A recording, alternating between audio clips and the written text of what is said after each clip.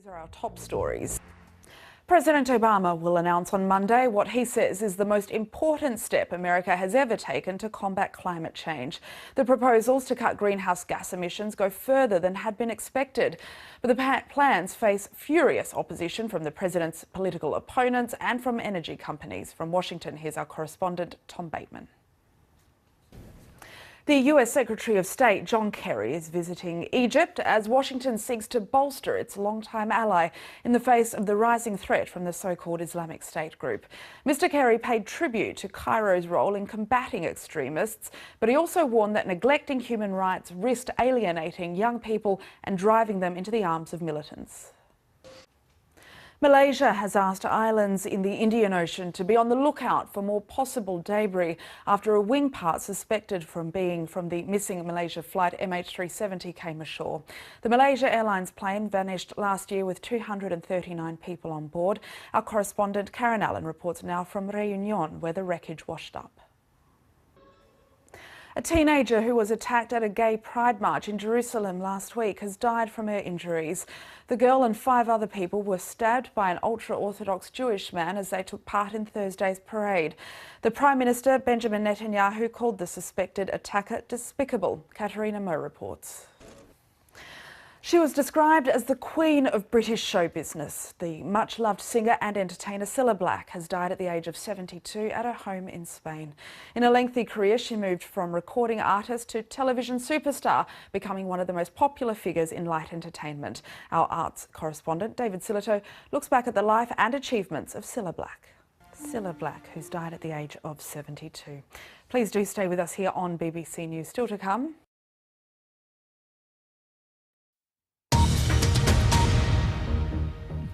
Hello again, you're watching BBC News with me, Daniela Retorto. The latest headlines. And John, Bronwyn Bishop, not only did she not want to resign, she didn't even want to apologise for a few weeks going there. This week, the city of Hiroshima is marking 70 years since the world's first atomic bomb was dropped by American pilots in the fight against Japan in the Second World War. 80,000 people died instantly. In the first of a series of special films on how Hiroshima is marking the anniversary, the BBC's Rupert Wingfield-Hayes has taken a journey on a tram that survived the bomb. Rupert Wingfield-Hayes reporting there. The King of Saudi Arabia has cut short his holiday on the French Riviera. King Salman sparked anger on the Côte d'Azur. Netherlands, Germany and Canada. It shows all of us humans aren't so bad.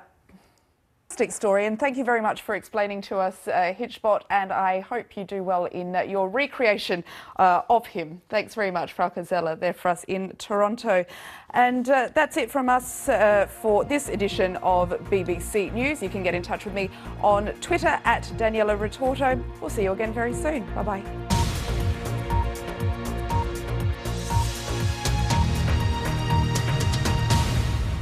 BBC News. Next on BBC News, it's time now for Hard Talk.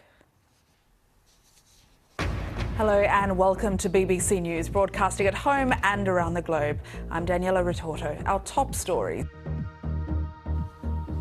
Thank you for joining us. The World Anti-Doping Agency says it's very alarmed by claims that cheating may have been rife at some of the world's biggest athletics events. The results of blood tests from 5,000 athletes have been obtained by the UK's Sunday Times and the German broadcaster ARD. The results suggest that there may have been an extraordinary level of cheating between 2001 and 2012. Here's our sports editor, Dan Rowan. President Obama will announce on Monday what he says is the most important step America has ever taken to combat climate change.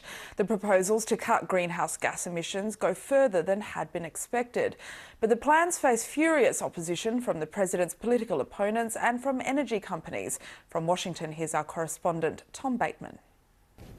The US Secretary of State John Kerry is visiting Egypt as Washington seeks to bolster its longtime ally in the face of the rising threat from the so-called Islamic State group. Mr. Kerry paid tribute to Cairo's role in combating extremists, but he also warned that neglecting human rights risked alienating young people and driving them into the arms of the militants. Malaysia has asked islands in the Indian Ocean to be on the lookout for more possible debris after a wing part suspected of being from the missing flight MH370 came ashore. The Malaysia Airlines plane vanished last year with 239 people on board. Our correspondent Karen Allen now reports from Réunion, where the wreckage washed up. She was described as the queen of British show business. The much-loved singer and entertainer Cilla Black has died at the age of 72 at her home in Spain. In a lengthy career, she moved from recording artist to television superstar, becoming one of the most popular figures in light entertainment. Our arts correspondent David Sillito looks back at the life and achievements of Cilla Black. Cilla Black, who died at the age of 72. A state of emergency has been declared in 4 regions of Myanmar as the annual monsoon season brings floods and landslides. That was Ben Rich from the BBC Weather Centre. Do stay with us here on BBC News. Still much more to come. Hello and welcome to BBC News, broadcasting at home and around the globe. I'm Daniela Retorto. Our top stories.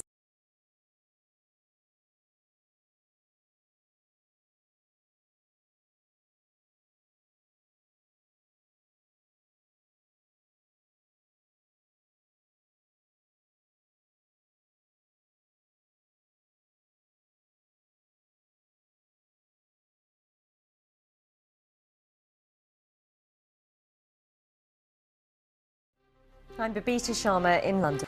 We've got more analysis on President Obama's plans later in the programme, so stay with us for that. But now let's just catch up with some of the day's other news. And Malaysia's anti-corruption body has cleared the Prime Minister, Najib Razak, of criminal wrongdoing after reports said nearly $700 million in public funds was transferred into his personal bank account. Jennifer Pack in Kuala Lumpur has been following the story for us. We can join her live now. And Jennifer, clearly the result that the government wanted, Najib Razak in particular, but do you think this now draws a line under this case for him? Other main news, and that is the monsoon rains that have killed hundreds of people across it. Now, Delta Airlines has said that it will no longer accept various hunting trophies into the cargo of its planes. The decision follows international outrage over the illegal killing of a lion named Cecil in Zimbabwe by a dentist from Minnesota. And some news from the Netherlands now, where at least 20 people have been injured when these 2 cranes fell onto a row of buildings. As we can see in these pictures here, as the cranes fell, first one, then the other, completely toppled over. Well, heavy machinery is being taken to the scene to help search for anybody that was trapped beneath the rubble. Now let's go back to our main story this hour. President Obama's programme to tackle climate change. He made that announcement a few hours ago. Thanks for joining us on the programme. What did you make of what President Obama had to say? Were you impressed or just think it's a lot of hot air? Well, some quarters, and I'm sure you may have heard the counter-argument to the one that you've just put forward there, of some saying, you know what, it doesn't actually matter what President Obama is saying in the terms of the degrees of which he's saying that the America is going to change things, because it's minuscule when we look at the amount of damage that's already been done in the world, that actually what he's proposing isn't going to make that much of a difference. However, much talk of how a global consensus is needed, global action to tackle the issue of climate change. Do you think that India, who is a reluctant conformer to this, will be in any way swayed by what President Obama said today? Thank you very much for joining us. Thank you. Now, it's estimated that 200,000 girls were forced by Japan to work as comfort women during the Second World War. Well, that's a term for forced prostitution, and the issue remains a controversial one in Japan. Their Prime Minister Shinzo Abe has been criticised for saying there is no evidence the women, mostly from Korea and China, were forced into becoming sex slaves. Well, in a special report to mark 70 years since the end of the Second World War, the BBC's Rupert Wingfield-Hayes has been to meet one. Also coming up on the programme, let's take a look at the front pages of the world's newspapers for you now. We start with the China Daily, which carries this environment story with a bit of a local flavour. This August, Beijing will take a series of measures, and here they are, the paper mentioning all the 6 in total to reduce pollution and get rid of the city's notorious haze in time for a military parade next month. The Straits Times sounds the alarm over an unprecedented drought. The paper is reporting that a key reservoir which enables Singapore to import water from Malaysia is now at an historic low. You can see for yourself where the waterline used to be and where it is now. South China Morning Post reports on an ongoing health scare, reporting that small children and pregnant women are particularly at risk after high concentrations of lead were found in tap water on several housing estates. That's the way the papers are looking this hour, but correspondent Jonathan Head has been speaking to Chiquita Gonzalez, whose husband Patrick was an in-flight supervisor on flight MH370. That's Chiquita Gonzalez, whose husband Patrick was on flight MH370. Now, an important week for you guys in Singapore, Rico. Not only do we have the new set, which is still looking spectacular, day 2. Let's hope it continues. But, of course, lots of anniversary celebrations as well. That's right. A lot of exciting events taking place over the next week. Well, why not here? So we asked you what your ideal vending machine could offer you. In the business news this lunch. Let's cross over to the United States, where President Obama is giving a major speech about Iran later. Now, last month, a historic deal was made where the UN Security Council voted in favour of relaxing trade embargoes against Iran in exchange for guarantees that it rolls back its nuclear programme. Obama is expected to give more details of the plans to lift sanctions against the country. If it is approved, the deal could open Iran up to massive waves of inward investment and also create a huge new market for Western exporters. Samira Hussain is at the New York Stock Exchange for us. Samira, there are plenty of people who think that this isn't necessarily a great idea. We're expecting heavy lobbying on both sides over the next month. Absolutely. So next month is when Congress is going to be voting on the Iran nuclear deal. And there is a lot of money being poured in on both sides in terms of supporting the deal and not supporting the deal. That's why President Obama is really making a big pitch later today when he makes a speech at American University in favor of the Iran deal. But you're seeing a lot of backlash and a lot of people, even within the Democratic Party, that are speaking up against the deal. And so we're going to see a lot of this happening back and forth in the next month, in the lead up to the congressional vote. Is there any sense of which way this might go? I mean, is it likely to get through? Well, you know, right now there are some that believe the White House has somewhat resigned itself to have to use the presidential veto power. So as long as it gets enough votes in Congress to be able to implement that, the White House has said that it is possible that they would go down that route. I mean, of course, ideally they would want to get a clear vote in the House and in the Senate, but at the moment that may look a little bit difficult. Samira, we're going to leave it there, but thank you very much for joining us. Samira Hussain in New York for us. Now, I'm not sure what you were doing when you were aged 13 or 14, but these children here, well, they've just been announced as the finalists of the Google Annual International Science Fair. Their inventions offer up solutions to things like clean water, disease detection and low-cost satellite technology. So Lena de Mofte there. Now let's have a quick look at some of the other stories around for you today. It is still the engine of growth, but the contribution the service sector is making to the UK recovery is waning. Business services, which are anything from architects to accountants, for example, reported the weakest rate of expansion in 3 years, according to a survey today. Now, tomorrow, the Bank of England will unveil its latest growth, unemployment and inflation forecast. So a lot of that information will be fed in. The number of UK workers who are routinely working nights is on the rise, according to the TUC. Its research says that the number has increased by 200,000 since 2007 to just under 3.2 million people. And Greek air traffic controllers have gone on strike at the height of the holiday season. Flights across the country have been cancelled and airports are warning of severe delays. The controllers want to see their government agency replaced with an independent version in line with EU rules. A difficult time for anyone going to Greece at the moment. Let's have a quick look at the markets. The FTSE up about 1% at the moment. It's been boosted by better than expected results from both the London Stock Exchange and also Legal and General as well. And a bit of a rebound in the mining sector. And just to show you the copper price at the moment, that there is at a 6-year low. It's been hit by concerns over demand for China and also the prospect of an interest rate rise both here in the UK and also the US as well. So that's how the markets are faring at the moment. I'll see you in an hour's time. Victoria, thank you. Hello, I'm Victoria Fritz. In the business news, working in high finance is all about testosterone, deadlines and stress, right? Well, there are some people in finance who are trying to prove that that doesn't have to be the case. Helena Morrissey was appointed chief executive of the global finance firm Newton Investment Management at the age of 35. Managing 400 employees and £50 billion worth of clients' money, you'd be right in thinking that she has a fair amount on her plate. But now consider the fact that she has 9 children. You'd be forgiven for thinking that she doesn't have any time at all to do anything else. But no, 5 years ago, she launched this, the 30% Club, which aims to drive up the number of women serving on boards in the UK to 30%. 2 years later, she was awarded a CBE for her services to British business. On the BBC's Business Live programme this morning, we asked her what it takes to be a good leader. Let's have a quick look at some of the other stories around for you today. It's still the engine of growth, but the contribution that the service sector makes to the UK recovery is waning. Our business services, which encompass a range of professions from architects to accountants, reported the weakest rate of expansion for 3 years. That's according to a survey today. Now, tomorrow, the Bank of England will unveil its latest growth, employment and inflation forecasts. The number of workers who routinely work night shifts are on the rise, according to the TUC. The research says that the numbers increased by 200,000 since 2007 to just under 3.2 million people. And Greek air traffic controllers have gone on strike at the height of the holiday season. Flights across the country have been cancelled and airports are warning of severe delays. The controllers want to see their government agency replaced with an independent version that's more in line with EU rules.